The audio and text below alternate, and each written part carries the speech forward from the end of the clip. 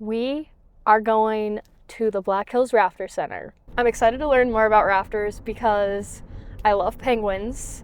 And penguins aren't raptors, but I know a lot about that specific bird species. These raptors are local to the Black Hills area and local to South Dakota, and penguins are not. So learning more about, the local bird species, I think is important for me as a bird lover. It'll be good for me to dip my toes in a different water instead of just focusing only on penguins, which I think for me, I've realized this series is helping me to find beauty and fascination in other animals other than my beloved penguins, even though they will always be my favorite animal. I know I'm just talking about penguins now. This is great. We're bird nerds and we can talk about birds all day long. Well, that's why I'm here, to hear about all the birds. Because penguins are cool, but raptors are more cool. Oh!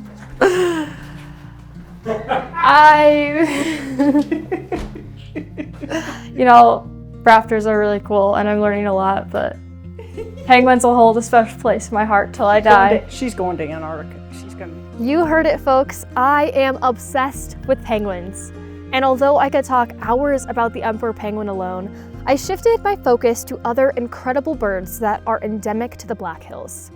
And as Miss South Dakota, I feel a special responsibility to advocate for birds of prey that play a vital role in our ecosystem in South Dakota. I want to start off with a huge thank you to Maggie, the woman who was arguing with me about penguins versus raptors.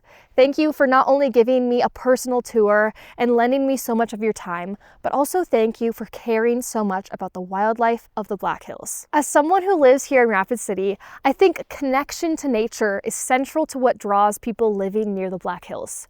Proximity to the natural world is paramount to our identity in the hills, and that means we need to be good stewards.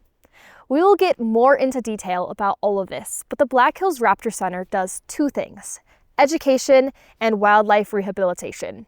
We will dive more into education, but I wanted to talk a little bit about the wildlife rehab side of things up top. Most of the raptors who end up needing rehabilitation are there due to contact with humans. From vehicle collisions to lead poisoning or being trapped in a fishing line, it's mostly us. There are some birds who end up in the Raptor Center due to injuries sustained naturally, but for most of the birds there, the responsibility for harm lies with us. So if you live near nature and love the environment, consider the wilderness part of your identity, like many of us in the Black Hills do. Then use this as an opportunity to learn about the responsibility that accompanies that love. A love that is physically manifest in Maggie's work at the Black Hills Raptor Center. Also, heads up, this next segment is kind of gross. So here is episode 2 of Nurturing Nature. Absolutely, yes. And then I'm going to teach you just a lovely skill. Every human should know how to do this. Really, and what is that? Gut a mouse. Gut a mouse. Okay. Oh wow, they are tiny. They are not huge. They are grown locally. In fact, you met the person from whom we get them. Do you remember? Think back to your reptile gardens time. Yes. Do you remember a guy by the name of Terry Phillip? Oh yeah. Oh yeah. How can you forget Terry? He let me pick up a rattlesnake. Yeah, I saw that and I thought, Mercy's got more guts than I did. Terry, because of the fact that he is a herpetologist, raises rodents. Mm-hmm. And so that's where we purchase our Really? Yeah, it's from Terry. Huh. Mm-hmm. I will say, I never, would have thought of seeing, what are we, gutting? We're gutting. We're gutting mice, okay. I'm mentally preparing for this. That's all right. Doing great. Keep going. Yep, that too. Oh, is that a kidney? That's a kidney right there. Mm-hmm. Wow. There was a spleen. I feel the spinal cord. It's a little bit harder to cut through. There you go. And I want to get down in there because we're trying to make sure there's no waste hidden in there. Okay. Yeah, good job. I'm not going to let anybody who's good at gutting mice leave. You understand this? Oh, really?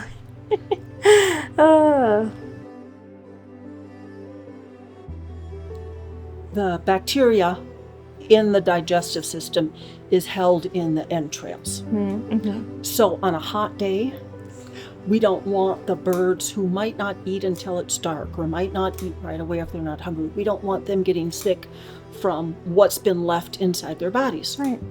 The other thing is that if the raptor is in the wild and it needs the nutrition in the entrails, it will eat them. Yeah. If it doesn't need the nutrition in the entrails, it will rip the entrails out with its beak and it will toss them aside. Now, if that's in a tree or on the prairie, who cares? Yeah. In our mews, in our bird aviaries, the people that would have to clean that up would be our volunteers, and I don't want to mutiny. I have the best volunteers in the world, but they don't want to have to scrape guts off walls. That makes sense. Yeah, that's reasonable. We do it for our sake as well as for not making the birds accidentally sick. Right. Yeah. That makes sense. So what we're going to do, you're in the building where the avian ambassadors are housed. So an ambassador bird is our name for the birds that have been selected. They cannot be released back into the wild. They're somehow permanently injured or they were born in captivity. That injury could be mental. It doesn't have to be physical. They could be an imprinted bird. And they have been trained to deal with groups of people. Okay. So that going in to do a school program or going to a senior citizens living facility is not a frightening experience for them. They sort of go, well, I trust these people, so I guess I'll be okay while I'm here. And you use that for education and outreach within the community. Absolutely. These ambassador birds. These ambassador birds. Our organization does between 115 and 120 programs a year with volunteers. Wow. And we'll travel basically where anybody wants us to go, but it's 4 states. It's South Dakota, North Dakota, Eastern Wyoming, and Northwestern Nebraska. Wow, that's a huge reach. I did not realize.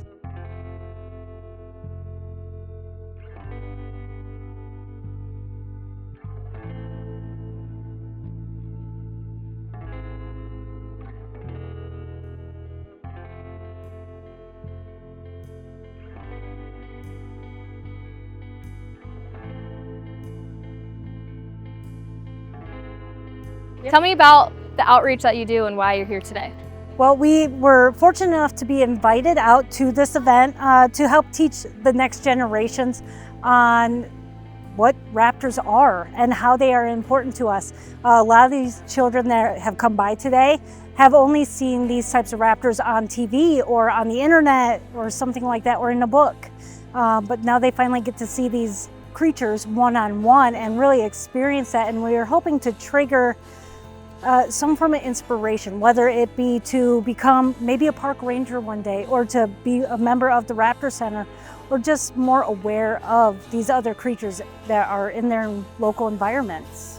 And it's really fun seeing people's faces light up when they go, oh my gosh, that's my favorite type of owl.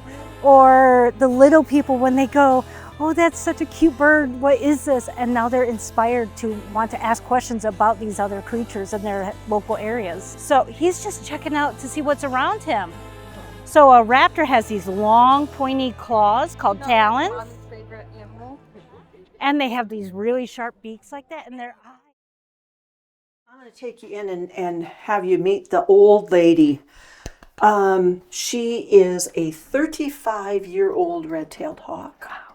In the wild, they live to be about 12. Wow. She's basically been in captivity ever since she was a chick because someone thought they wanted a pet and they stole her out of her nest. Wow. Hey, old lady, how's my girlfriend? Hi, Elise. Hi. We think that she's probably done about 2,500 educational programs in her career. Oh my goodness. At the time, it's amazing. At the time we retired her. Yep. And how long have you had her? Well, when we started the Black Hills Raptor Center 14 years ago, she was one of the first 4 birds on our federal U.S. Fish and Wildlife Service permit. Wow. She's the only one of the 4 of them still alive. Wow. Mm-hmm. So she holds a special place in your heart, I'm sure. Hugely.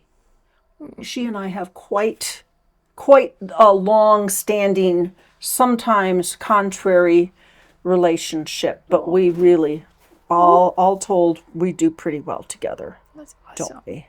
Huh? Hi, babe. You gonna come up here? You wanna come here? I don't have your chicken. No, I don't. So, Steve is going to fly the peregrine falcon on crayons outside because the bird needs exercise. Do you want to go watch? That looks pretty cool. Let's go watch.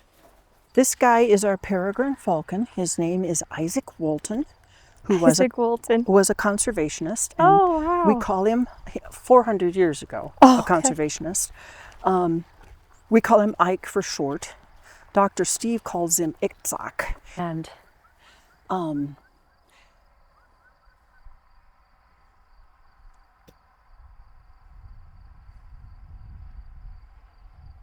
Ike. So attached to the bird's anklets is a string, and you can see it, and it goes over to a weight. It just happens to be a piece of PVC pipe with sand in it. Oh, okay. Okay. But what it does is it acts like a brake. It slows the bird down should he attempt to fly away. Oh, okay. Have any of the birds tried to fly away? Oh, yes. Okay. Oh, yes. Yes. There are a couple that we have that have no flight ability, but that's pretty unusual. Yeah. And all of these birds pretty much just can't go back into the wild. Right. The reason they're here is because they, for whatever medical reason, cannot be released. Hi, fat man. Fastest animal on the planet. He's beautiful. Even if he does have schmutz on his face. He's got a little, Here, Jeff. Oh. Could you give me? Let's see. Just because I'm fat doesn't mean I'm not hungry. Oh, that's hilarious. He's beautiful. Isn't he? Just really a good-looking bird. Wow. He's got all the characteristics of a, well, this is nature's F-16. They fly high, they fly fast, they're highly maneuverable, and they're deadly. Wow. Yeah. He'll get up to 3,000 feet, identify a prey. Their Wow. vision is about 8 to 10 times better than yours and mine. They'll identify their prey, whether it be a pheasant or a duck or a pigeon.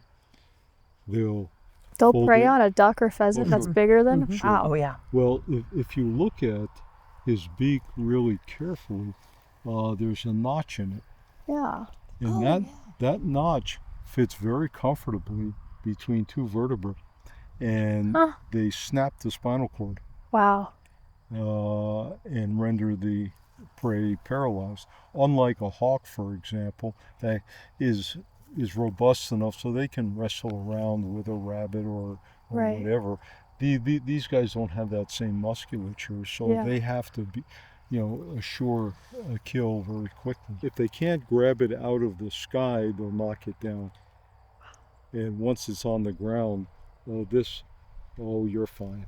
This toe back here is called a hallux, and that eviscerates the animal. So the toes are ridiculously long Yeah. to increase the surface area. Yeah, they look sharp.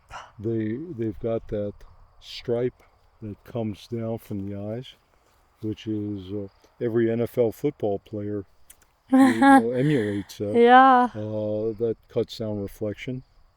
The eye itself has a membrane that covers it when it's diving. It's a clear membrane. It's like a pair of goggles. It's called a nictitating membrane, and it keeps the eye moist. And if you look at the beak, the yellow is called a cere.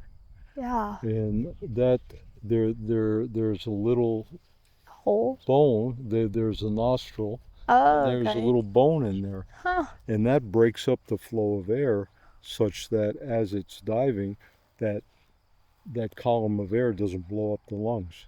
When you put your head out the window of a moving vehicle, you get that rush of air. Yeah. Well, that would potentially blow up his lungs if he's diving at 240 miles an hour, which is a typical speed. Let's go meet some more birds. All right. Let's do it. Steve, Hi, handsome. Where's our guy? Can you see him, Joelle? He's right there. He's so little. He's tiny. He weighs about 80 grams. He is so little. Oh, his eyes are huge. Oh my goodness.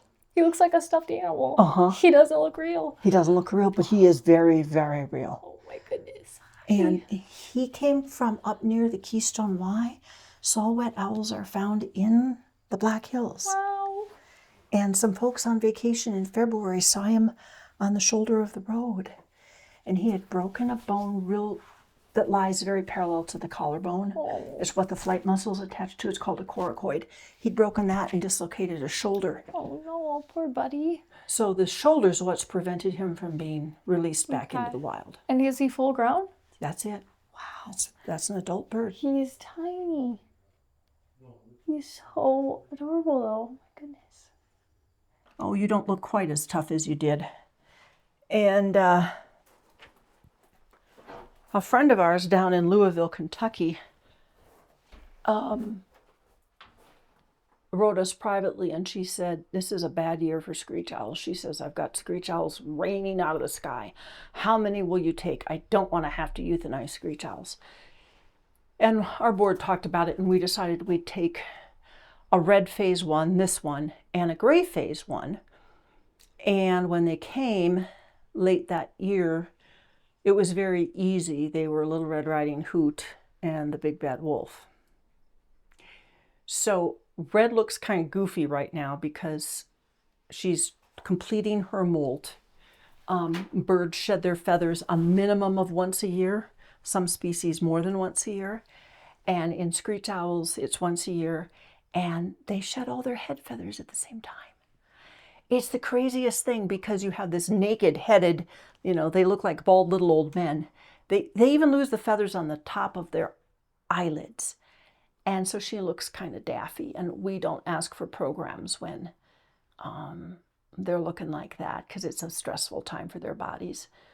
But she's starting to look better, aren't you, girlfriend? Yeah. Hello, my love. What are you doing? Hello. Hi, Gaia. So keep talking to her for me, Joelle. Broad-winged hawk. Broad-winged Hi. hawk. She's Gaia. Gaia. She's mostly looking like she's sideways. She's using her ears. Okay. She's lost most of her vision to West Nile virus. So the head cock is because she's turning her ears. Oh, she just Did she just poop? I think so. Probably. Yeah, well, She actually came out of northern Wisconsin. Really? Found in the ground by some folks hiking in the northern forests there, and they knew something was wrong because this little bird of prey would let them walk right up to her. So they got her to a rehabilitation center, and that's where they figured out it was West Nile virus. I didn't even realize birds could get that. Mm-hmm. Yeah. West Nile is a nasty, nasty illness. And is it many different types of animals get it? Okay. Yeah. And of course, the scariest one is humans. Yeah. Because if you get it badly, you get encephalitis and your brain swells and it can kill you. Yeah. And it usually kills birds of prey. The two things that we see most often in terms of what happens to a bird of prey that survives a West Nile, don't fall in the water pan, is that they either lose much of their vision or they lose mental abilities. And you're about to meet the bird that's the shell of her former self because she's brain-addled from West Nile. Oh. Yeah. Yeah. Wow. Hey, girlfriend. What you doing? Hi. Can we come say hello? Hi, baby. Hi, babe. I got somebody who wants to meet you. Ooh, Hi. she's Look huge. She is huge. Phoenix. She's not a huge ferruginous. She's the biggest bird that we care for at this time. Wow. And you can see kind of that red in the leg feathers. Yes. And if you get to see her back and her wings and the back of her head, Those feathers are red, and then she has the red tail. Now, Joel, just hold still. Just hold still. Good job, hon. You did great. Okay. You all right? I'm okay. Well, I was gonna take a picture of her. You but- can take a picture of her. You're all right, Phoenix. It's me. It's okay. She came out of Utah, and a rehabber friend of ours there got the bird in. She had been rolled by a couple of cars, hit alongside the edge of the highway. But when they got the bird into rehab, they watched, and she was seizing. And they said, oh, that's West Nile. She didn't fly correctly, and that was her reason for being deemed non-releasable. Once we got her here, that's when we found out that there's not much left up here. Okay. She's frightened unduly of things. She doesn't know how to catch her own food anymore. Oh, Look at those red beautiful wings. red wings. Wow. Wild ferruginous hawks are nothing to mess with. They live on the prairie and in the high desert, and most of them are forced to nest on the ground because they're so... And do they attack prairie dogs? Yes, ma'am. They do. They're prairie dog We eaters. saw a wild one. We saw a ferruginous hawk in the Badlands in the Kanata Basin. Yes. And I was trying to remember what Travis said. I was like, what type of hawk is that? Ferruginous hawk. Doesn't we make saw any one, sense. and he was just sitting there at a prairie dog hole waiting for it to be morning for him to attack. So look, when she turns her head to the side, her lips are really yellow. Do you see how the yellow lips go way to the back of her eye? Yeah. Okay. If this was a red-tailed hawk that we were looking at, the lips would only go to the front of the eye. Oh. Okay. They have this huge mouth, this big, we call it a gape. Okay. They can swallow a half-grown prairie dog without tearing it into pieces. Wow. And there's a lot of prairie dog babies, so I'm sure that's easy for them to do. Wow. That's amazing. Yeah. Making all the connections here with the prairie environment. That's amazing. Yeah, they are magnificent creatures. Because there are so few places to nest, on the prairie, they've adapted, they've evolved to nest on the ground.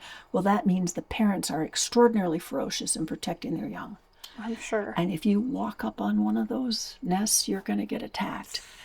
And so, yeah. Watch out. Pay attention. Okay. Keep your eyes open. Okay. Just like you keep your eyes open for rattlesnakes and you use common sense, you use common sense with these Good birds. to know. Good to know. Well, she's beautiful. She is. So this Great fella horned owl. was hit a year ago, last month, by a gal who was driving from South Dakota home to Wyoming. Oh. And it was about 10 o'clock at night and my phone rang. She's like, what do? I just hit this owl. And I said, it's alive. And she said, yeah, I got it in my truck. I said, take it home. Where are you going? She told me. And I said, here's your Wyoming Game and Fish person. Well, the bird came to us. And then we transferred it to another rehabilitation center over at the Bramble Park Zoo in Watertown. Oh. The bird was deemed non-releasable because of its bone injuries. Okay. And great horned owls are extraordinarily difficult to work with. They don't like people. And this guy is very tolerant. Really? Which is amazing. Now, I don't want you to be frightened because when I open this door, he's hearing this entire conversation. Okay. When I open this door, he is going to glare at you and he is going to pop his beak. It sounds like a castanet. Okay. Okay. And he might also hiss. Okay. Okay. I won't take offense. Please don't, because Okay. you can't. Okay. He does it to everybody. Haters gonna hate. Haters gotta hate. And we just recently got his name. We usually ask the public to help us.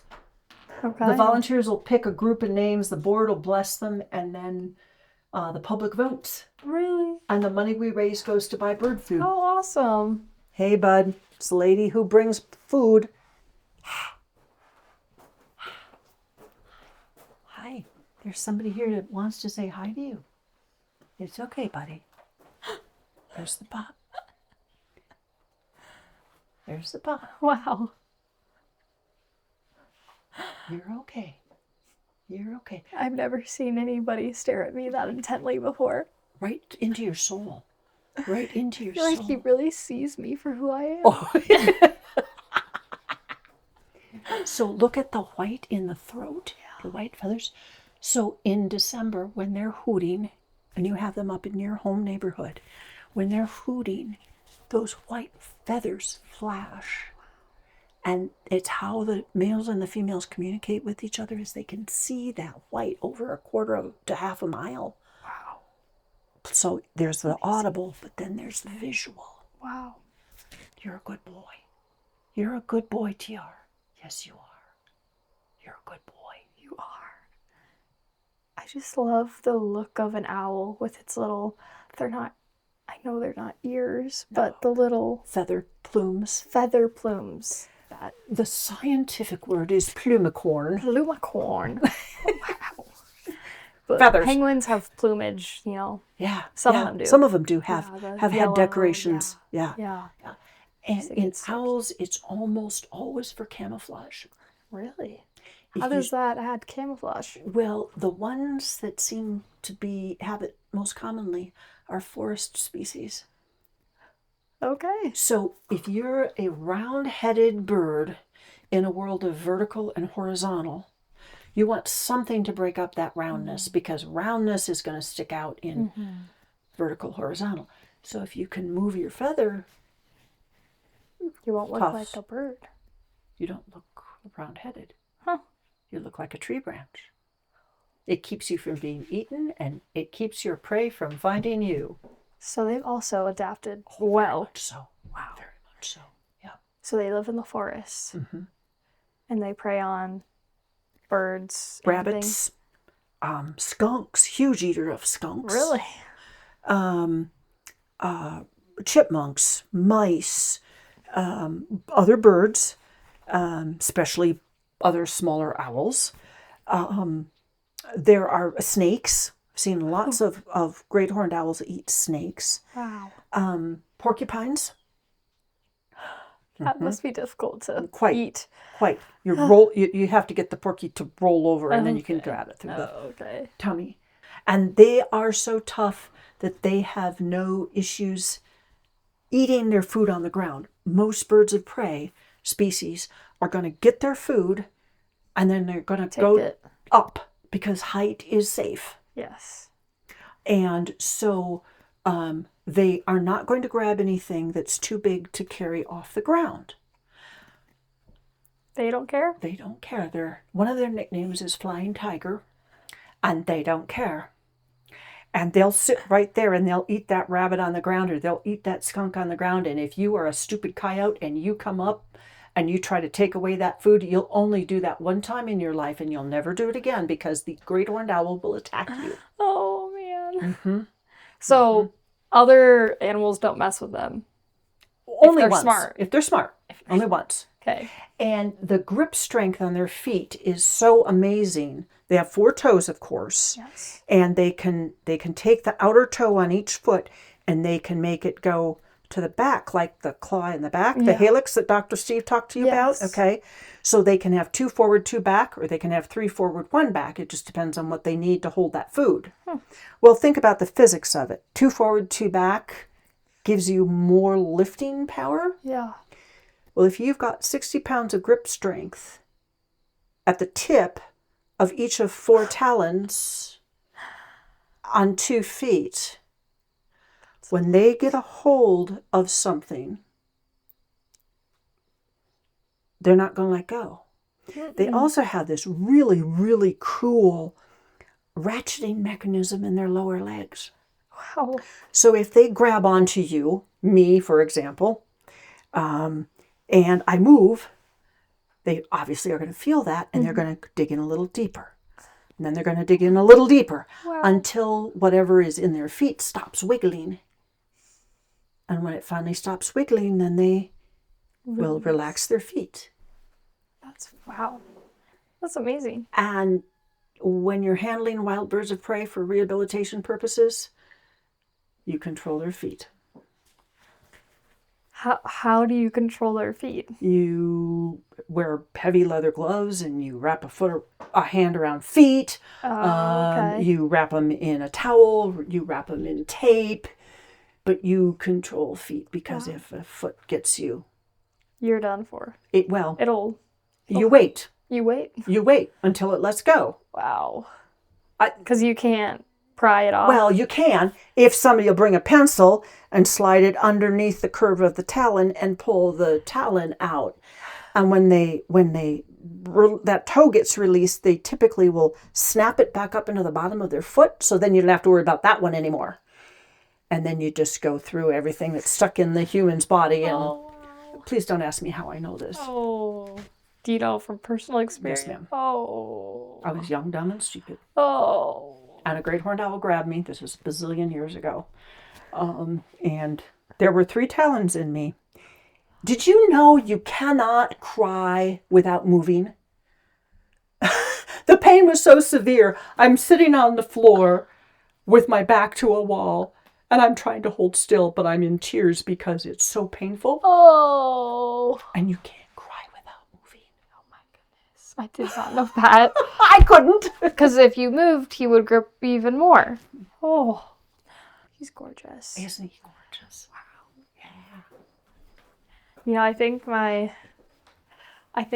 like the owls the best. I think they're the cutest. Pretty cool. So the owl that came in Yes. is here? And Cameron texted me and he said it's in a crate on the x-ray table, covered, and it was standing. Standing. Which is better than the one yesterday. All the work that we do is done under the auspices of the U.S. Fish and Wildlife Service. And one of the rules with rehabilitation is that a bird that is sick or injured, orphaned, come in for treatment, cannot come in contact with the public. Okay. And so we perhaps take that to an extreme, but we're overly cautious and we just say, off limits to filming, off limits to people. They're wild animals, and every time you force them to come in contact with people, you're elevating cortisol levels, you're elevating heart rates, you're elevating blood pressure, and if they're stressed from being injured, which they are, it's already high. yeah. You don't want to elevate it more. Don't. Yeah. This was really interesting to me. Much to the profound disappointment of my director, we were not allowed to film any of the actual wildlife being rehabilitated. We kind of found a workaround for that, which is very cool, but we'll get to that later. A couple things I want to emphasize. And Stephen Ben, the man training the fastest animal on the planet there, the peregrine falcon, is perhaps a bad person to make this point with because he was a literal neonatologist before volunteering at the Raptor Center, which is awesome. Actually, we had a conversation off camera where he talks about how diagnosing a premature baby and an injured bird are somewhat similar because they can be close to the same size and communicate at about the same level. Very adorable. But the point is, even regular people who aren't doctors make a difference. The Raptor Center is only functional because of its volunteer base. I brag on my volunteers a lot because they're the most amazing people. Awesome. And this building was built by volunteers except for the concrete and the electrical.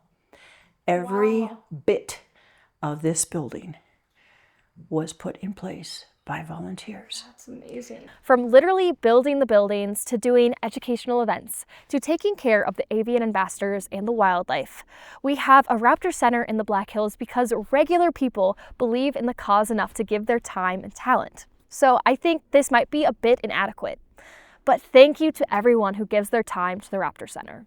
Regarding the workaround we found with filming the unfilmable wildlife, see, the issue isn't specifically filming of the wildlife, it's that in order to film it, our director would have to be near the bird, causing unnecessary stress on an animal that is already having a bad time. So what if we keep the camera and just get rid of our camera operator? So we asked Maggie if she would wear a GoPro during her next interaction with a bird. No extra stress, but we still get a window into this work. And I wanted to show some of that footage with you here. Oh, she's moving. Yes, that's good. So does it show the bird? Yes. Okay. This is a red-tailed hawk that came to us from interior South Dakota a day and a half ago. This bird could not move, and we had to figure out if there was anything that we could do to assist it. Right now we're in the process of stabilizing it so that if it can survive with human help, it will go to a rehab center on the other side of the state. The bird is very dehydrated, so what you're going to watch us do is give it fluids. The fluids are Pedialyte, and we're also going to give it some pain medication, which has made a huge difference for the bird in the last 24 hours.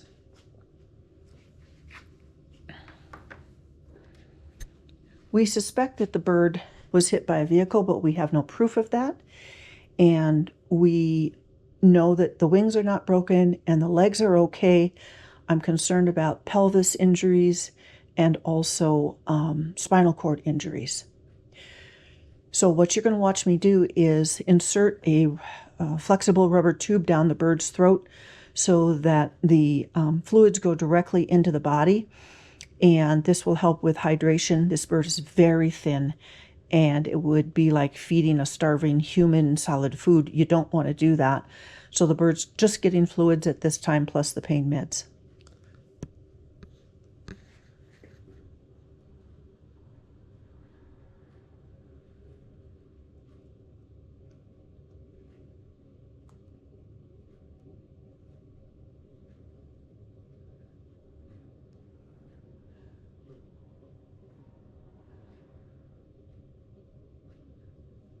Okay, baby, here we go. So, Crystal, I'm going to give this bird about half the fluid that you pulled up for me. This Pedialyte is wonderful stuff. Electrolyte solution just is very much our friend in this work. And we'll get about half in, and then we'll give it the pain meds, and then we'll chase the pain meds with the other half the fluid so that we're sure that the pain meds don't burn the bird's system. The fluids kind of act like a cushion. And if the bird continues to improve, we'll start to give it some food in the form of a highly digestible protein powder that we mix with the Pedialyte, and it makes a slurry. And then that slurry goes into the bird to help it start gain strength. Okay, we're going to come out and we're going to do the there you go, little one. Yeah, it's okay. It's okay. We're going to do the pain meds next, babe.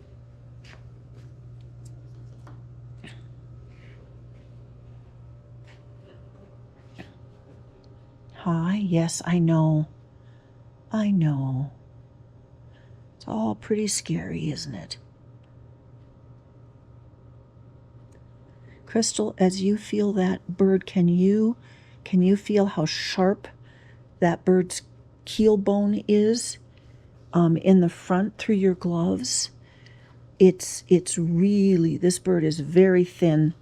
It weighs 900 grams, so I am making an assumption that it's a female, but I don't know that for sure. Can you feel how sharp that is?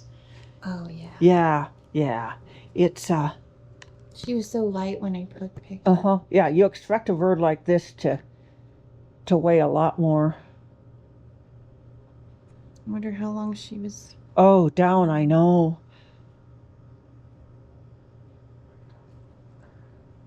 Beautiful. She still has some relatively good yellow color in the tissue above where her beak joins her face and in her lips and in her feet, but you can tell that, you know, she's not healthy. She's got ridges in her cere, and her feet look pretty scuffed up and like she spent time on the ground, and the scales on the feet are not moist and smooth because she's been so badly dehydrated. All right, little girl, you only got 15 mils to go. Hang in there, baby. I know, hon. Mean old people grabbing you up and forcing fluids down your throat. Raptors are important because God wanted them here, and it's our job to be his hands and feet on this planet. And that probably cannot be used, and I know that. But I had to get it out there. Raptors are...